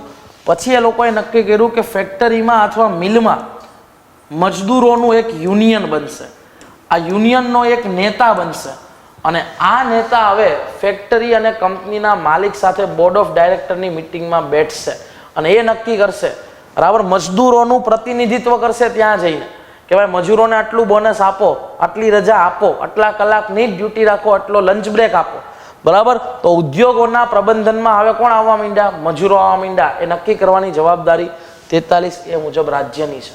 નેક્સ્ટ 43B, ફિરસે દિમાગ કી બત્તી જલ ગઈ, કારણ કે આ મૂળ બંધારણમાં નહોતું ભાઈ. તો આને કયા બંધારણમાં સુધારા વડે એડ કરવામાં આવ્યું? તો મિત્રો યાદ રાખજો, આને ભારતના બંધારણમાં 97મો સુધારો 2011 97માં સુધારા વડે આને ઉમેરવામાં આવ્યો છે. મિત્રો 97મો સુધારો આવે ને એટલે તમારે એક વસ્તુ યાદ રાખી લેવાની, જ્યાં જ્યાં તમને 97મો સુધારો દેખાય, જબ જબ મેને 97th અમેન્ડમેન્ટ દેખા, તો તમને એક જ વસ્તુ યાદ આવવી જોઈએ કે આ તો કેને રિલેટેડ છે? તો કે સહકારી મંડળીને રિલેટેડ છે. જ્યારે જ્યારે 97 દેખાય એટલે ઓપ્શનમાં શું ટીક મારી દેવાનું? સહકારી મંડળી. 97 એટલે 97મો સુધારો, બરાબર. એ જોજો કયા વર્ષે થયો? 2011. તો 2011માં 97માં સુધારા વડે આર્ટિકલ 43B ઉમેરવામાં આવ્યો અને આમાં એવું લખેલું છે કે રાજ્ય સહકારી મંડળીઓના સ્વૈચ્છિક ગઠન, એની સ્વાયત્ત કામગીરી અને લોકતાંત્રિક નિયંત્રણને શું કરશે? પ્રોત્સાહન આપવાનું કાર્ય કરશે, બરાબર. એટલે દાખલા તરીકે જે અમૂલ જેવી સહકારી મંડળી બનાવવાની રાજ્ય વધુને વધુ શું કરશે? તો કે પ્રેરણા આપશે, બરાબર. એના પછી વિદ્યાર્થી મિત્રો, ભારતના બંધારણમાં ચર્ચામાં રહેલ સૌથી મહત્વનો અનુચ્છેદ એટલે કે આર્ટિકલ 44. અનુચ્છેદ 44નું ટાઇટલ છે સમાન નાગરિક સંહિતા. હમણાં અત્યારે અતિશય ચર્ચામાં છે. આને કહેવાય છે યુનિફોર્મ સિવિલ કોડ, બરાબર. તો યુનિફોર્મ સિવિલ કોડ શું છે ભાઈ? આનો તમને પ્રશ્ન થશે. તો મિત્રો અત્યારે ભારતમાં કેવી વ્યવસ્થા છે હું તમને કહું. અત્યારે તમારે ભારતમાં લગ્ન કરવા છે, બરાબર. જ્યારે લગ્નની વાત આવે, બરાબર, તો મન મેં લડ્ડુ ફૂટા. પણ મિત્રો યાદ રાખજો, પેલા, બરાબર, છોકરી પછી પેલા નોકરી લઈ લેવાની છે આપણે, બરાબર. એટલે તમારે ભારતમાં લગ્ન કરવા છે અને જો નોકરી વગર છોકરી લેશો તો શું થશે? તો તમારે ભારતમાં તલાક લેવો છે, બરાબર. હવે ભાઈ આમાં તો જો કઈ ઓલું નથી, કારણ કે હવે ફેમસ ક્રિકેટરના છૂટાછેડા થતા હોય, ત્યારે હાર્દિક પંડ્યા જેવા હાર્દિક પંડ્યાના છૂટાછેડા થતા હોય, બરાબર, ઋત્વિક રોશનના છૂટાછેડા થતા હોય. તો પછી આપણે તો કઈ હજી એ લેવલના, મારા ખ્યાલથી હું તો નથી, તમે હોય તો મને ખબર નહીં, બરાબર. એટલે લગ્ન કરવાના, તલાક માટેના, પિતાની સંપત્તિના હસ્તાંતરણના અને દત્તક લેવાના કાયદા, દત્તક લેવાના કાયદા ધર્મના આધારે અલગ અલગ છે. શું છે ભાઈ? ધર્મના આધારે અલગ અલગ છે. મુસ્લિમ લોકોના લગ્ન કરવાના કાયદા અલગ, all India Muslim personal law board મુજબ એનું ચાલે. હિન્દુ લોકોનું હિન્દુ મેરેજ એક્ટ મુજબ ચાલે, બરાબર. હિન્દુ અને મુસ્લિમ છે ને લગ્ન કરવા છે, બરાબર, તો આ વિધર્મી લગ્ન માટેનો સ્પેશિયલ મેરેજ એક્ટ છે. તો લગ્ન કરવાના કાયદા અલગ છે, તલાકના કાયદા અલગ છે. મુસ્લિમોમાં હતું, હમણાં બંધ થઈ ગયું છે, તલાક તલાક તલાક કહીને છૂટાછેડા થઈ જાય. અને એ લોકો તો એટલા ઉદાર બની ગયા હતા ભાઈ, વોટ્સએપમાં લખે ને તલાક તલાક તલાક એટલે છૂટાછેડા. જ્યારે હિન્દુ લોકોને છૂટાછેડા લેવા હોય તો બિચારા ઓલા પતિને કોર્ટમાં લઈ જાય ને ભરણ પોષણ માગે ને અડધી સંપત્તિ માગે ને, એટલે તો હવે બધા લોકો સંપત્તિ પોતાના માતાના નામે રાખે, બરાબર, કે દેવી ન પડે, બરાબર. એટલે હિન્દુ લોકોમાં છૂટાછેડા માટે આ તકલીફ છે. જ્યારે મુસ્લિમોમાં તો શું હતું, ખાલી 90 દિવસની એમને ઇદ્દતનો પીરિયડ પૂરો થાય એટલે પછી મહિલાઓ છૂટી, બરાબર. જે 90 દિવસ છૂટાછેડાના 90 દિવસ સુધી મુસ્લિમ મહિલાનું ભરણ પોષણ કરવાનું, પછી એ છૂટી, એને કહેવાય ઇદ્દતનો પીરિયડ, બરાબર. ઇદ્દતનો સમય પૂરો થાય એટલે છૂટી, બરાબર. તો હવે ટ્રિપલ તલાક તો જોકે બેન થઈ ગયો છે, બરાબર. એવી જ રીતના મુસ્લિમોને તમે જો બહુપત્નીત્વ રાખવાનો, એક મુસ્લિમ યુવક 4 પત્ની સાથે લગ્ન કરી શકે. હવે હિન્દુ યુવકને એક જ યુવતી સાથે લગ્ન, એમાંય બિચારો ધરાઈ ગયો, બરાબર. એમાં એમ વિચારતો હોય કે આ ક્યાં ભૂલ થઈ ગઈ, બરાબર. એટલે ટૂંકમાં લગ્નના, છૂટાછેડાના, પિતાની સંપત્તિના હસ્તાંતરણના. હવે ભારતમાં હિન્દુ લોકો પિતાની સંપત્તિના હસ્તાંતરણ માટે મિતાક્ષરા નામની લો બુક ફોલો કરે છે, બરાબર. મિતાક્ષરા નામની કાયદાની બુકનો અમલ થાય છે. મિતાક્ષરા નામની કાયદાની બુકમાં શું છે ભાઈ? તો કે અહીંયા જે દીકરીઓ છે એ દીકરીઓને એવું નથી કમ્પલસરી કે ભાઈ એટલી પ્રોપર્ટી દેવાની, જ્યારે ક્રિશ્ચનમાં શું છે કમ્પલસરી 50% પ્રોપર્ટી દીકરીઓને દેવાની. એટલે મિત્રો કહેવાનો મતલબ એવો છે કે ધર્મના આધારે દરેક કાયદા અલગ અલગ છે. આના કારણે થાય શું, અમુક ધર્મના લોકો ઉપર શોષણ થાય. જેમ કે મુસ્લિમ મહિલાઓ પર શોષણ થતું હતું ભાઈ, તલાક કહીને છૂટા કરી દો તો એ બિચારી જાય ક્યાં, બરાબર. તો આ બધી પ્રથાઓને દૂર કરવા માટે થઈ અને જે રીતે ભારતમાં બધા જ ધર્મો માટેનો એક કોમન ફોજદારી કાયદો છે, બરાબર.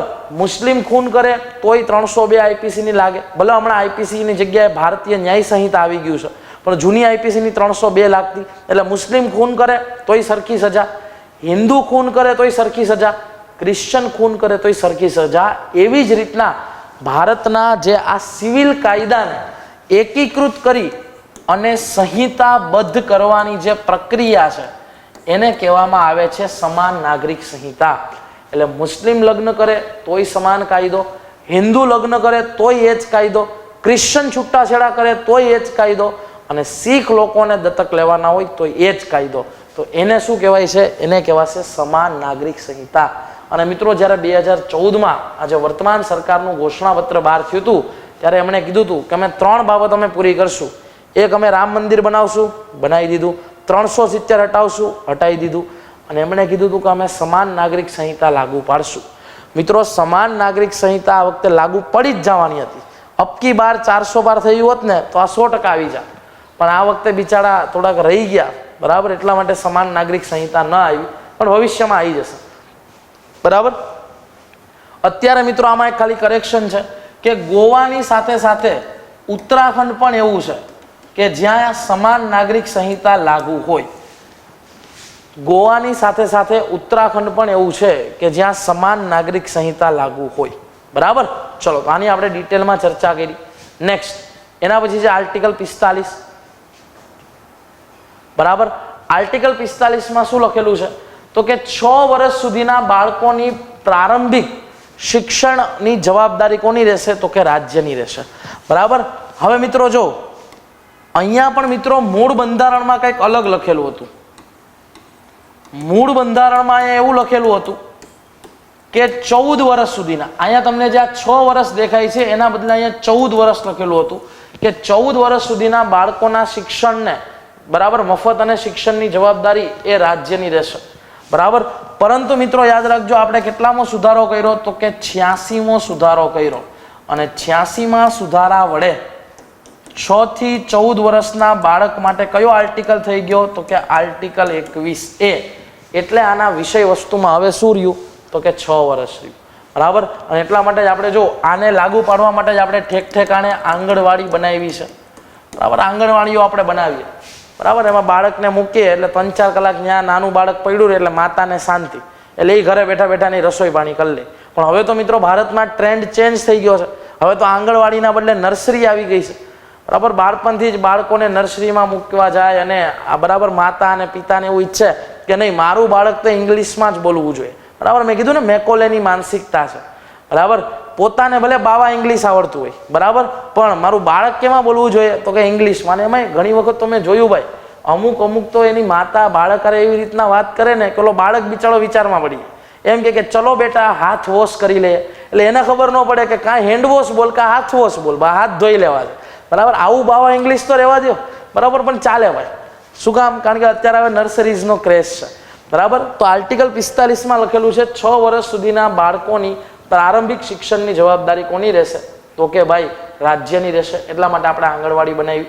આર્ટિકલ 46માં લખેલું છે રાજ્યની જવાબદારી છે કે નબળા વર્ગના લોકો, અનુસૂચિત જાતિના લોકો, અનુસૂચિત જનજાતિના લોકોના શૈક્ષણિક અને આર્થિક હિતોનું શું કરે તો કે રક્ષણ કરે, બરાબર. નેક્સ્ટ, આર્ટિકલ 47માં મિત્રો 2 બાબત છે. આર્ટિકલ 47ની પહેલી બાબત એવું છે કે લોકોનું પોષણ સ્તર વધારવાની જવાબદારી કોની છે તો કે રાજ્યની છે. લોકોના પોષણ સ્તરને વધારે, લોકોના આરોગ્યમાં સુધારો કરે એ જવાબદારી કોની રહેશે તો કે રાજ્યની રહેશે. અને 47ની બીજી બાબત એવી છે કે રાજ્યની જવાબદારી છે કે માદક પીણા પર પ્રતિબંધો મૂકી દે. જે માદક પદાર્થ છે એટલે કે ડ્રગ્સ છે, બરાબર, ગાંજો છે એના ઉપર પ્રતિબંધ મૂકી દે. જે રીતના ગુજરાતમાં કેમ દારૂબંધી છે, બરાબર, ગુજરાતમાં દારૂબંધી જો કેવી સ્ટ્રિક્ટ, મળે જ નહીં ક્યાંય, બરાબર. ખાલી ગિફ્ટ સિટીને બાદ કરજો તો ગુજરાતમાં ક્યાંય નથી મળતો, બરાબર ને, બાકી વધારે તમને ખબર હશે, બરાબર. તો એ રીતના રાજ્યની જવાબદારી છે કે 47ના બીજા ભાગમાં એવું કહેવામાં આવ્યું છે કે ભાઈ રાજ્ય જે છે એ બરાબર માદક દ્રવ્યોના ઉપયોગ ઉપર શું મૂકશે, પ્રતિબંધ મૂકશે, બરાબર. આ ઘણી બધી વખત પૂછાઈ ગયેલો આર્ટિકલ છે ભાઈ, બરાબર, કે લોકોનું જીવન ધોરણ અને લોકોના પોષણ સ્તરમાં વધારો કરવો અને માદક પદાર્થોના ઉપયોગ પર પ્રતિબંધ મૂકવો એ કયા આર્ટિકલમાં છે, તો આર્ટિકલ 44. Next article 48. આર્ટિકલ 48ના મિત્રો બે ભાગ ફરી પડે છે. આર્ટિકલ 48નો પહેલો ભાગ એવું કહે છે કે રાજ્યની જવાબદારી છે કે કૃષિ પશુપાલન એને વૈજ્ઞાનિક ઢબે કરાવે. કૃષિ પશુપાલનને આધુનિક અને વૈજ્ઞાનિક ઢબે કરાવવાની જવાબદારી કોની છે, રાજ્યની છે. કારણ કે મિત્રો આજે પણ ભારતની એગ્રીકલ્ચર એ પરંપરાગત રીતે કરવામાં આવે છે, ટ્રેડિશનલી કરવામાં આવે છે. આજે પણ ભારતની કૃષિ જે છે બરાબર એ આધુનિક નથી ભાઈ. આજે પણ ભારતમાં ક્યાંક ને ક્યાંક બરાબર છે ટ્રેડિશનલી મેથડથી જે ચાલ્યું આવતું હતું એમનેમ એગ્રીકલ્ચર થાય છે, બરાબર. તો એ કૃષિને આધુનિક અને વૈજ્ઞાનિક ઢબે કરાવવું એ રાજ્યની જવાબદારી છે. 48નો બીજો ભાગ કહે છે કે રાજ્ય ગાયો, વાછરડા વગેરે જેવા દુધાળા અને ભારવાહક પશુઓની હત્યાને અટકાવવાનો પ્રયાસ કરશે, બરાબર. રાજ્યની જવાબદારી છે ગાય, વાછરડા જેવા દુધાળા અને ભારવાહક પશુઓની કતલને અટકાવે, બરાબર. નેક્સ્ટ આર્ટિકલ 48 એ જબ ભી દેખા મને એ પીછે એ તો દિમાગ કી બત્તી ચલી, અને ન જલે તો શું ખાઈ લેજો ભાઈ, મેન્ટોસ ખાઈ લેજો, બરાબર. તો મિત્રો 48 એ મૂળ બંધારણમાં નતો, પાછળથી સુધારવામાં આવ્યો છે, પાછળથી એડ થયો છે. કેટલામો સુધારો, તો કે 42મો સુધારો. અને આમાં શું લખેલું છે, તો રાજ્યની જવાબદારી છે વન, વન્યજીવ, કુદરતી પર્યાવરણ, સંસાધનો આ બધાનું રક્ષણ કરે, બરાબર. તો રાજ્યની જવાબદારી રહેશે કે પર્યાવરણનું રક્ષણ કરે, જંગલોનું રક્ષણ કરે, વન્યજીવોનું રક્ષણ કરે. Environmental protection act, wild life protection act બધું શું છે, તો આ બધા માટે જ તો છે ભાઈ. નેક્સ્ટ આર્ટિકલ 49 મિત્રો એવું કહી છે કે રાજ્ય દ્વારા જાહેર થયેલ મહત્વની રાષ્ટ્રીય ઇમારતો, કલાત્મક અને ઐતિહાસિક મહત્વ ધરાવતી રાષ્ટ્રીય ઇમારતો આની સંરક્ષણ કરવાની જવાબદારી કોની રહેશે, તો કે રાજ્યની રહેશે. ઉદાહરણ તરીકે સંસદ છે, ઉદાહરણ તરીકે તાજમહેલ છે, ઉદાહરણ તરીકે લાલ કિલ્લો છે. આ બધાના સંરક્ષણની જવાબદારી રાજ્યની છે. અને સારું છે ભાઈ આ લોકો સંરક્ષણ કરે છે, બાકી જો રાજ્ય જવાબદારી ન લે બરાબર તો તાજમહેલ આપણો ગુજરાતી લોકો જઈ અને વ્હાઈટમાંથી લાલ કરી નાખે, બરાબર, થૂકીને પૂરું જ કરી નાખે, બરાબર. અને એમાંય ઘણી વખત તો મને જોઉં ને એટલે તાજમહેલ ને ત્યાં જાય તો બધા પ્રેમના પ્રતીક છે. એટલે હું એક વખત ગિરનાર ગયો અશોકનો શિલાલેખ ને બધું જોવા માટે, બરાબર. અહીંયા ગિરનારમાં મેં જોયું તો અમુક પ્રેમિક વંખીડા ગિરનારના પથ્થર ઉપર આમ દિલડા દોરે ને તીર કાઢે ને, બરાબર. આપણને તો એમ થાય હીર રાંઝા પછી આ બે જ રહી ગયા છે, બરાબર. એટલે જો એવું જો ભારતમાં આ જગ્યાએ થતું હોત, બરાબર, તો અત્યારે વિચાર કરો તાજમહેલ ઉપર કેટલા ચિત્ર અને કેટલા દિલડા દોરાઈ ગયા હોય, બરાબર. પણ રાજ્યએ શું કીધું કે નહીં, આ બધાના અમે શું કરશું, સંરક્ષણ કરશું. આર્ટિકલ 49 મુજબ, બરાબર. આર્ટિકલ 50 મિત્રો એવું કહે છે કે રાજ્યની જવાબદારી છે કે ન્યાયતંત્ર અને કારોબારીને એકબીજાથી અલગ રાખે. રાજ્યની જવાબદારી છે કે કારોબારી અને ન્યાયતંત્રને એકબીજાથી શું રાખે, તો કે અલગ રાખે, બરાબર. ચલો, અને મિત્રો છેલ્લો આર્ટિકલ તમારા ડીપીએસપી નો અતિશય કામનો છે, ઘણી બધી વખત પૂછાઈ ગયો છે કે રાજ્યની જવાબદારી છે આંતરરાષ્ટ્રીય શાંતિ અને સલામતીની અભિવૃદ્ધિ કરે, રાષ્ટ્રો વચ્ચે ન્યાયસંગત સંબંધોની સ્થાપના કરે, આંતરરાષ્ટ્રીય કાયદા અને સંધિઓ પ્રત્યે આદર વધારે, અને બરાબર કોઈ પણ બે દેશ વચ્ચે જો કોઈ વિવાદ થયેલો હોય તો એનું નિવારણ મધ્યસ્થતા વડે લાવે. અત્યારની તમે ભારતની વિદેશ નીતિમાં જોવો તમે તો કે જીવો અને જીવવા દો, શાંતિપૂર્ણ સહઅસ્તિત્વ, વસુધૈવ કુટુંબકમ, આ બધું તમને જોવા મળે છે. તો એ કયા આર્ટિકલના કારણે, આર્ટિકલ 51ના કારણે, બરાબર. તો આંતરરાષ્ટ્રીય શાંતિની વાત જે છે એ કયા આર્ટિકલમાં છે, તો તો કે આર્ટિકલ 51 કીધેલી છે, બરાબર. ચલો તો મિત્રો આ આપણે જોઈ લીધા 38 થી લઈ અને 51 સુધીના ડીપીએસપી. હવે મિત્રો આપણે જોઈ લઈએ કે ડીપીએસપીમાં ક્યારે ક્યારે સુધારો થયો છે. મિત્રો ડીપીએસપીમાં સંશોધન ક્યારે ક્યારે થયું, તો મિત્રો આના માટે પહેલા હું તમને નાનો એક ચાર્ટ બનાવી દઉં છું, પછી આપણે ડિટેલમાં જોઈ લેશું, બરાબર. પણ મિત્રો તમને કોઈ એવું પૂછે કે ભાઈ તું મને કહી દે, બરાબર, કે ડીપીએસપીમાં અત્યાર સુધીમાં કેટલી વખત સુધારો થયો, તો તમારે બરાબર બાયુ ચડાવીને કહી દેવાનું કે ડીપીએસપીમાં અત્યાર સુધીમાં ટોટલ 4 વખત સુધારા થયા છે. તમને કોઈ એવું પૂછે કે રાજ્ય નીતિના માર્ગદર્શક સિદ્ધાંતોમાં અત્યાર સુધીમાં કેટલી વખત સુધારો થયો, તો ડીપીએસપીમાં ટોટલ 4 વખત સુધારો થયો. તો પાછું તમને કોઈ એમ પૂછે કે કયા કયા વખતે કહી દે, બરાબર, તો તમારી બાયુ ક્યારેય નીચી ન થવી જોઈએ, બાયુ તો ઊંચી ચડાવીને કહી દેવાનું કે ડીપીએસપીમાં 42મો સુધારો થયો છે, ડીપીએસપીમાં 44મો સુધારો થયો છે, ડીપીએસપીમાં 86મો સુધારો થયો છે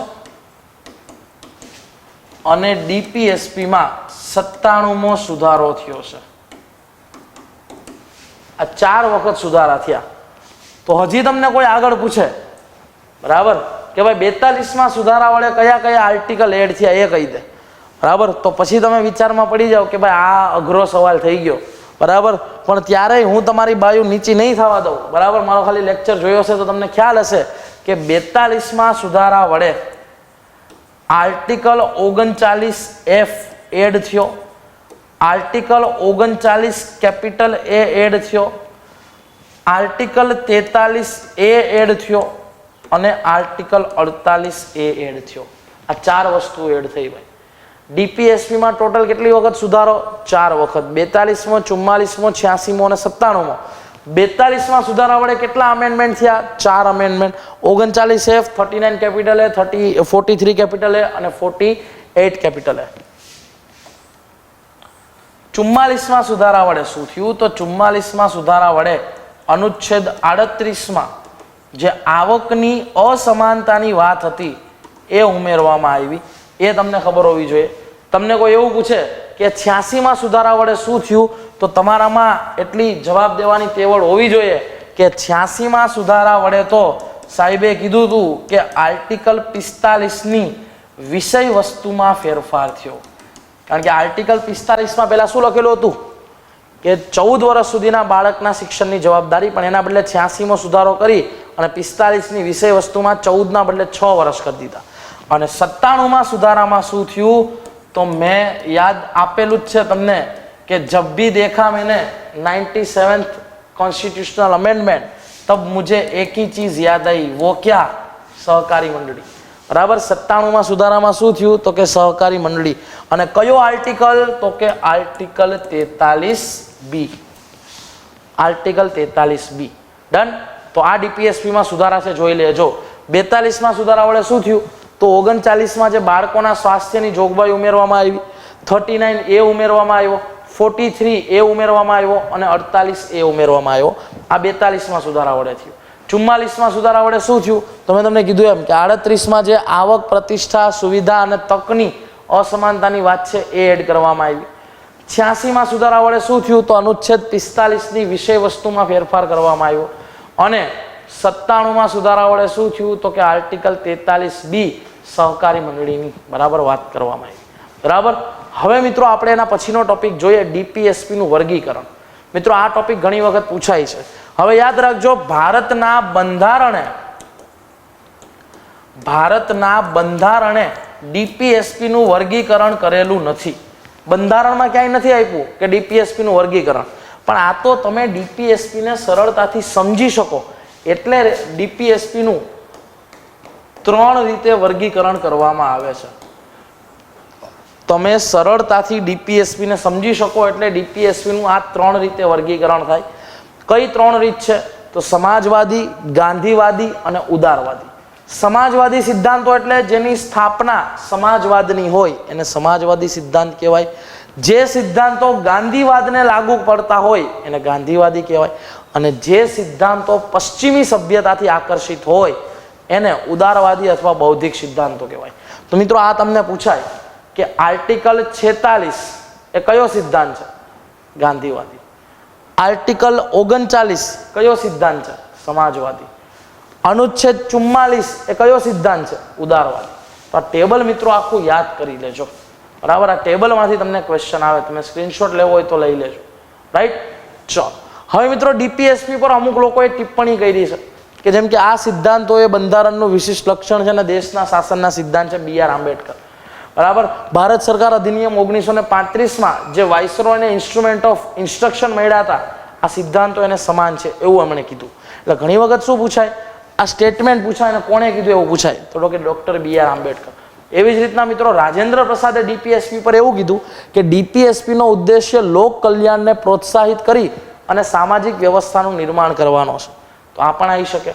ગ્રેનવિલ ઓસ્ટિન બ્રિટનના બહુ મોટા બંધારણવિદ છે, એમણે એવું કીધું કે ડીપીએસપી એ રાજ્યનો આત્મા છે, બરાબર. આવા ક્વેશ્ચન આવે. અને કેટી શાહ બંધારણ સભાના સભ્ય છે, એણે એવું કીધું કે આ સિદ્ધાંતો એવો ચેક છે કે જેની ચૂકવણી બેંક એટલે કે રાજ્યની સુવિધા પર આધારિત છે, બરાબર. એટલે આ વસ્તુ યાદ રાખજો, આવા સ્ટેટમેન્ટ પૂછાશે. એના પછી મિત્રો ડીપીએસપી અને ફંડામેન્ટલ રાઇટ વચ્ચેનો તફાવત આપણને મેન્સમાં પણ આવી શકે, પ્રિલિમમાં પણ આવી શકે. તો જો આપણે મૂળભૂત અધિકાર અને નીતિ નિર્દેશક તત્વોનું તુલનાત્મક અધ્યયન કરીએ તો જો તમે મૂળભૂત અધિકાર છે એનો ઉલ્લેખ ભાગ 3માં આર્ટિકલ 12 થી 35માં છે, જ્યારે આ ભાગ 4માં 36 થી 51માં છે. ફંડામેન્ટલ રાઇટ એ રાજનૈતિક લોકતંત્રની સ્થાપના કરે છે, જ્યારે આ સામાજિક અને આર્થિક લોકતંત્રની સ્થાપના કરે છે. મૂળભૂત અધિકારો વ્યક્તિગત કલ્યાણને પ્રોત્સાહન આપે છે, જ્યારે આ સમાજના એટલે કે સમુદાયના કલ્યાણને પ્રોત્સાહન આપે છે. મૂળભૂત અધિકારોને લાગુ કરવા માટે કાયદાની જરૂર નથી. અમુક ફંડામેન્ટલ રાઇટ્સ સ્વતઃ લાગુ છે, જ્યારે ડીપીએસપીને લાગુ પડવા માટે તમારે કાયદો બનાવવો પડે, બરાબર. મૂળભૂત અધિકારો જે છે એ અમુક સકારાત્મક છે, અમુક નકારાત્મક છે. સકારાત્મક મતલબ રાજ્યને કાર્ય કરતા અટકાવે છે, બરાબર. અને નકારાત્મક એટલે રાજ્યને કાર્ય કરતા રોકે છે. જ્યારે ડીપીએસપી શું છે તો કે ડીપીએસપી એ કલ્યાણકારી રાજ્યની વાત કરે છે. ફંડામેન્ટલ રાઇટ એ પોલિસ સ્ટેટની સ્થાપનાની વાત કરે છે, જ્યારે આ કલ્યાણકારી રાજ્યની વાત કરે છે, બરાબર. એટલે આ સકારાત્મક પ્રવૃત્તિના છે, બરાબર. ફંડામેન્ટલ રાઇટ જસ્ટિશિયેબલ છે, આ જે છે એ નોન જસ્ટિશિયેબલ છે, બરાબર. કટોકટી દરમિયાન ફંડામેન્ટલ રાઇટનું સ્થગિત થઈ શકે છે, આ કટોકટી દરમિયાન સ્થગિત થશે નહીં, બરાબર. અને મૂળભૂત અધિકારોનું ઉલ્લંઘન કરતા કાયદાને કોર્ટ ગેરબંધારણીય બનાવી શકે, પણ ડીપીએસપીનું ઉલ્લંઘન કરતા કોઈ કાયદાને કોર્ટ એ ગેરબંધારણીય ગણાવી શકશે નહીં. તો આ ડિફરન્સ છે, રાઈટ. ચલો મિત્રો, હવે આપણે જલ્દીથી ડીપીએસપીના ટોપિકને આખો કમ્પ્લીટ ભણી લીધો છે, તો અગાઉની પરીક્ષામાં પૂછાયેલા પ્રશ્નો ફટાફટ જોઈ લઈએ, બરાબર. તમારે જલ્દીથી કમેન્ટમાં બધાએ જવાબ દેવાનું છે કે તમે આ સિદ્ધાંતોના આધારે પ્રશ્નને સોલ્વ કરી શકો છો કે નહીં, બરાબર. તો જો ભારતના બંધારણના હેતુમાંનો એક આર્થિક ન્યાયની જોગવાઈ ક્યાં છે? આર્થિક ન્યાય તમને ક્યાં જોવા મળે? હમણાં જ આપણે વાત થઈ, તો એક તો તમને ડીપીએસપીમાં જોવા મળશે ને એક તમને આમુખમાં જોવા મળશે, બરાબર. એટલે આમુખ અને રાજ્ય નીતિના માર્ગદર્શક સિદ્ધાંતો, આનો રાઈટ આન્સર આવશે સી. મિત્રો તમારે બધાએ સાથે સાથે જવાબ લખતો જવાનો છે, જે પણ લોકો આ વિડીયોને જોવે છે, બરાબર. ડીપીએસપી વિશે સત્ય વિધાનો જણાવો. શ્રી BN રાવે ભારતીય નાગરિકો માટે 2 શ્રેણીના હકની ભલામણ કરી, ન્યાયપાત્ર અને બિન ન્યાયપાત્ર. ઉપરની ભલામણો સાથે રાજ્યનીતિના માર્ગદર્શક સિદ્ધાંતો બંધારણમાં સમાવેશ કરવામાં આવ્યા, સાચી વાત છે. મિનર્વા મિલ્સ કેસમાં ઉચ્ચતમ ન્યાયાલયે ઘોષિત કર્યું કે મૂળભૂત હકો ઉપર માર્ગદર્શક સિદ્ધાંતોનું વર્ચસ્વ એ ગેરબંધારણીય છે. ફંડામેન્ટલ રાઇટની ઉપર તમારે ડીપીએસપીને રાખવું એ ગેરબંધારણીય છે. મિનર્વા મિલ્સ કેસમાં એવું કીધું હતું કે એ બંને એકબીજાના પૂરક છે, પણ રેરેસ્ટ કેસમાં તમે ફંડામેન્ટલ રાઇટને ડીપીએસપીની તુલનામાં હંમેશા પ્રાયોરિટી ફંડામેન્ટલ રાઇટને આપવાની. તો અહીંયા રાઇટ આન્સર આવશે 1, 2 અને 3. નેક્સ્ટ, જો મેં તમને કીધું જ ક્વેશ્ચન પ્રીવિયસ યરમાં પૂછાઈ ગયો છે જીપીએસસીમાં. ભારતના બંધારણમાં આંતરરાષ્ટ્રીય શાંતિ અને સુરક્ષાની જોગવાઈ કેમાં કરવામાં આવી છે? તો આનો રાઇટ આન્સર, બરાબર, પૂછવાની જરૂર નથી, રાજ્ય નીતિના માર્ગદર્શક સિદ્ધાંતો. બાળકોના બંધારણીય અધિકારો પૈકી રાજ્યના તમામ બાળકોને કેટલા વર્ષની ઉંમરના ન થાય ત્યાં સુધી નિઃશુલ્ક અને પ્રારંભિક શિક્ષણ આપવાની જવાબદારી છે? તો અહીંયા આવશે 0 થી 6 વર્ષ. મૂળ બંધારણમાં 14 વર્ષ હતું, પણ આપણે 45માં આર્ટિકલમાં 86મો સુધારો કરી અને 0 થી 6 વર્ષ કરી નાખ્યું. રાજ્ય નીતિના માર્ગદર્શક સિદ્ધાંતોના સંદર્ભમાં યોગ્ય વિકલ્પ પસંદ કરો. કોઈ ન્યાયાલયથી આ સિદ્ધાંતોની જોગવાઈનો અમલ કરાવી શકાશે નહીં. 100% સાચી વાત છે. એમ છતાં સિદ્ધાંતો દેશના શાસનમાં મૂળભૂત છે. 100%. એટલે બંને વિધાનો કેવા છે? તો કે સાચા છે. નેક્સ્ટ, ભારતના બંધારણમાં ક્યાં જોગવાઈ છે કે રાજ્ય નીતિના, જો એને ક્વેશ્ચન રિપીટ થાય છે ભાઈ, તમે જોઈ શકો છો આ બધા પ્રીવિયસ યરના જીપીએસસીના ક્વેશ્ચન રિપીટ થાય છે ને તમે ડેફિનેટલી આ બધા ક્વેશ્ચન સોલ્વ કરી શકશો. રાજ્ય નીતિના માર્ગદર્શન સિદ્ધાંતો દેશના રાજ્યના વહીવટમાં મૂળભૂત છે. કયો આર્ટિકલ? આર્ટિકલ 37 મેં તમને લખાયો હતો. બરાબર. પુરુષ અને મહિલા અને આજીવિકાનું પૂરતું સાધન મેળવવાનો સમાન હક અને સરખા કામ માટે સરખો પગાર. બરાબર. 39A 39D તો કયો આર્ટિકલ આવશે? તો કે 39. બરાબર. એવી જ રીતના વિદ્યાર્થી મિત્રો, રાજ્ય નીતિના માર્ગદર્શક સિદ્ધાંતો અંતર્ગત 86માં સુધારા વડે કેમાં ફેરફાર થયો? ભાઈ કેટલી વખત પૂછાઈ ગયો છો તમે? આર્ટિકલ 45. બરાબર. સમાન વિતરણ શબ્દ, સમાન વિતરણ શબ્દ આપણે જોયું હતું આર્ટિકલ 39B. ભૌતિક સંસાધનોનું સમાન વિતરણ તો કયો ભાગ? રાજ્ય નીતિના માર્ગદર્શક સિદ્ધાંતો. બરાબર. અને મિત્રો હવે તમારે મેન્સનો એક સવાલ લખવાનો છે કે રાજ્ય નીતિના માર્ગદર્શક સિદ્ધાંતો કઈ રીતે ભારતને કલ્યાણકારી રાજ્ય બનાવે છે, આની ચર્ચા કરો. એટલે તમને પહેલા તો કલ્યાણકારી રાજ્ય શું એ ખબર હોવી જોઈએ અને ડીપીએસપી કઈ રીતના ભારતને કલ્યાણકારી રાજ્ય બનાવે છે એની ચર્ચા કરવાની છે. બીજું મિત્રો, ફરી એક વખત, આ તો આપણે ખાલી એક ટોપિક આ ભણ્યો છે. બરાબર. હજી આ ટોપિકને ઘણો ડીપમાં ભણવાનો થાય અને આવા બંધારણના તમામ ટોપિક આપણે ભણશું. બરાબર. તો જે વિદ્યાર્થી મિત્રો ઘરે બેઠા જીપીએસસીની સારામાં સારી તૈયારી કરવા માંગે છે, મારા દ્વારા બંધારણ અને રાજ્ય વ્યવસ્થા ભણવા માંગે છે, જલ્દીથી આ કોર્સ ખરીદી લો. નવી બેચ 1 ઓગસ્ટથી શરૂ થઈ રહી છે. બરાબર.